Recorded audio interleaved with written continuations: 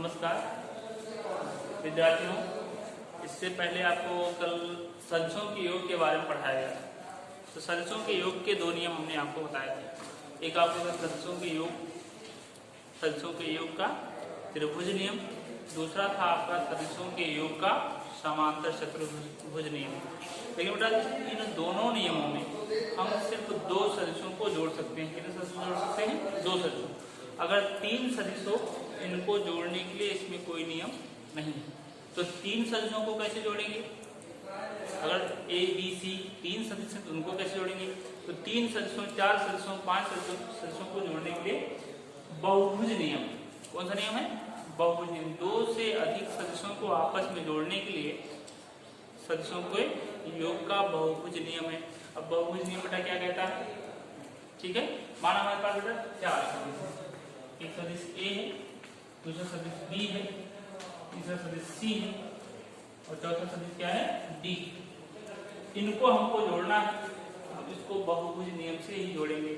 बहुभुज नियम बेटा क्या कहता है? बहुभुज नियम के अनुसार यदि चार सदिश ए बी सी डी दिशा व परिमाण को प्रदर्शित कर रहे हैं, तो बेटा अगर हमको सदिश ए में सदिश बी को जोड़ना है, सदिश ए में सदिश बी को जोड़ना है, तो ए के अग्रभाग से बी के पश्च भाग को जोड़ देंगे। ए के अग्रभाग से बी के पश्च भाग को जोड़ देंगे, तो इनका परिणामी परिमाण व दिशा में तीसरी भुजा से, जो कि ए के पश्च भाग से प्रारंभ होकर बी के अग्रभाग पर समाप्त होती है। ठीक, ए और बी का परिणामी आर, देखिए क्या होगा? A plus B. अभी बेटा सिर्फ दो सदिश जुड़े हैं ए और बी, अब हमको सी को जोड़ना है, तो सी को कैसे जोड़ेंगे? अब बेटा सी के पश्च भाग को बी के अग्रभाग से जोड़ देते हैं। सी के पश्च भाग को बी के अग्रभाग से जोड़ देते हैं, जोड़ दी। अब इनका परिणाम ए के पश्च भाग से प्रारंभ होकर सी के अग्रभाग पर समाप्त होगा, जो कि क्या है? आर डैश है, क्योंकि होगा बेटा ए प्लस बी प्लस सी, ये तीनों का परिणाम। अब हमको वेक्टर डी को जोड़ना है, तो वेक्टर डी को जोड़ने के लिए वेक्टर डी के पश्च भाग को हम वेक्टर सी के अग्रभाग से जोड़ देते हैं। ये आपका वेक्टर डी के पश्च भाग को वेक्टर डी के अग्रभाग में, इनका परिणामी ए के पश्च भाग से प्रारंभ होकर डी के अग्रभाग पर समाप्त होगा। ये परिणामी है, ये आर है, तो आर होगा A plus B plus C plus D. इन सदिशों के योग का बहुभुज नियम है। तो उम्मीद है आपको सबको अब दो से अधिक सदिशों को भी आप जोड़ सकते हैं, क्योंकि दो से अधिक सदिशों को जोड़ने का बेटा कौन सा नियम है?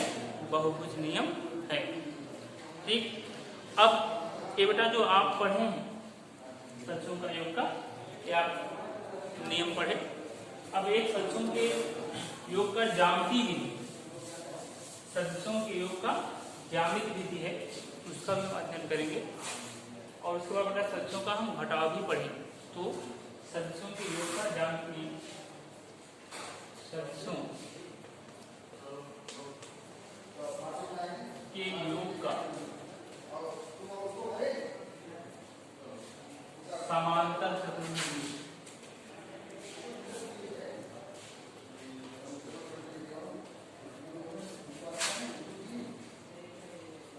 एक बेटा समांतर चतुर्भुज है, ओ है ए,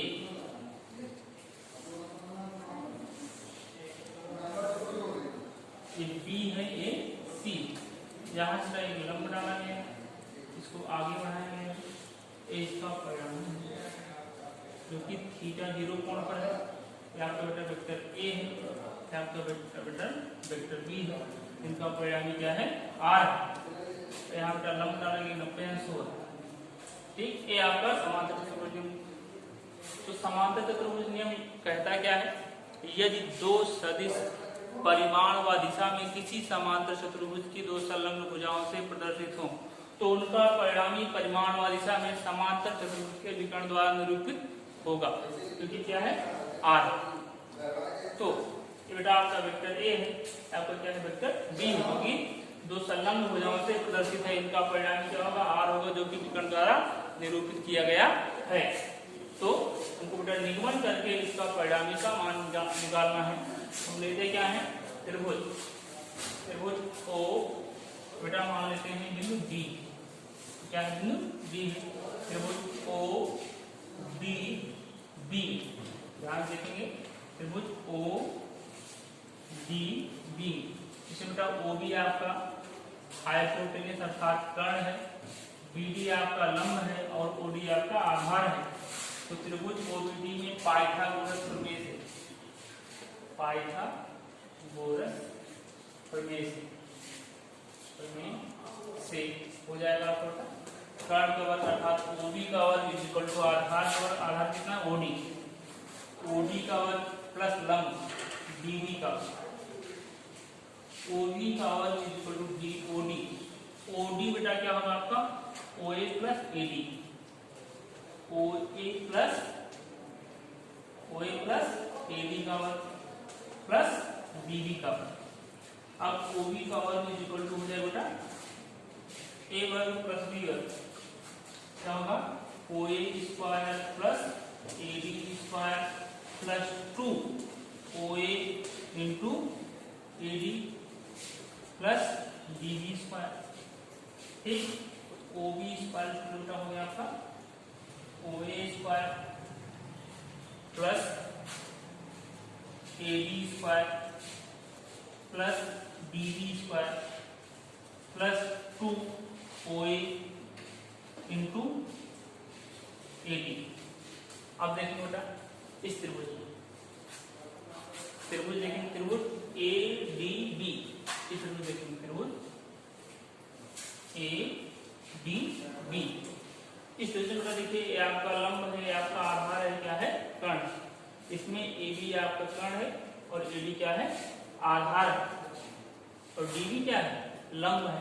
अगर इसमें बेटा हम पाइथागोरस प्रमेय लगाएं तो कर्ण क्या होगा ए बी वर्ग बराबर क्या होगा ए बी वर्ग प्लस डी बी वर्ग। देखते हैं त्रिभुज ए डी बी में पाइथागोरस प्रमेय लगाएंगे बेटा तब क्या हो जाएगा आपका, इसका कर्ण क्या है ए बी वर्ग is equal to A B वर्ग प्लस बी बी वर्ग। ठीक, ए बी वर्ग is equal to A D वर्ग प्लस बी वर्ग। ये आपका इक्वेशन फर्स्ट है, आपका इक्वेशन होगा सेकंड। इसमें देखिए ए बी वर्ग बेटा प्लस डी बी वर्ग, इसमें क्या है ए डी वर्ग प्लस डी बी वर्ग, ए डी वर्ग प्लस डी बी वर्ग वैल्यू कितना है ए बी वर्ग, इसमें बेटा वैल्यू पुट कर देंगे, इसके प्लेस पर क्या आ जाएगा O B square equal to O A square plus A D वर्ग प्लस डी वर्ग की प्लेस क्या आ गया ए बी वर्ग plus 2 O A into A D. आगे देखते हैं, सबका मान रखते हैं, ओ ए का मान है वेक्टर ए बी, ये वेक्टर में समांतर चतुर्भुज समांतर आमने सामने हो जाए बराबर होते हैं। अगर ए वेक्टर बी है तो क्या होगा वेक्टर बी होगा, तो A B value of A B vector B, O A की वैल्यू ये हो गई, ए की वैल्यू वेक्टर बी हो गई, क्या होता है ओ ए हो गया ए डी वैल्यू फाइंड करते हैं त्रिभुज ए बी बी से, इस एंगल को मान लेते हैं ठीक है, क्या होगा ये आपका ए डी की वैल्यू फाइंड करना है, ए डी आपका आधार है, ए बी आपका लंब है, डी बी क्या है कर्ण है। तो क्या लेंगे हम A B cos theta, cos theta का आधार बटा कर्ण, आधार कितना है ए डी है, कर्ण कितना है ए बी, तो ए डी बराबर क्या हो जाता है A B cos theta, A D बराबर कितना है ए बी cos थीटा। अब इस ए डी की वैल्यू यहाँ पुट करके तो आपका क्या हो जाएगा, सब मान रखते हैं इसमें, ओ बी वैल्यू कितना है आर है, ओए वैल्यू कितना है ए वर्ग हो जाएगा, ए की वैल्यू कितना हो जाएगी बी वर्ग हो जाएगा प्लस 2 वैल्यू कितना है वेक्टर ए, और ए की वैल्यू कितना है, A B cos theta, A B cos theta, R square equal to A square plus B square plus 2 vector है। तो ए की वैल्यू कितनी आई, एक value vector B cos theta. ये आपका परिणामी निकल गया। सदिशों के योग का जो समांतर चतुर्भुज नियम है, इसमें इनका परिणामी कैसे निकालें, तो परिणामी का व्यंजक निकल गया। ठीक है, आज धन्यवाद। कल आपको परिणामी की दिशा ज्ञात करना आपको बताया जाएगा।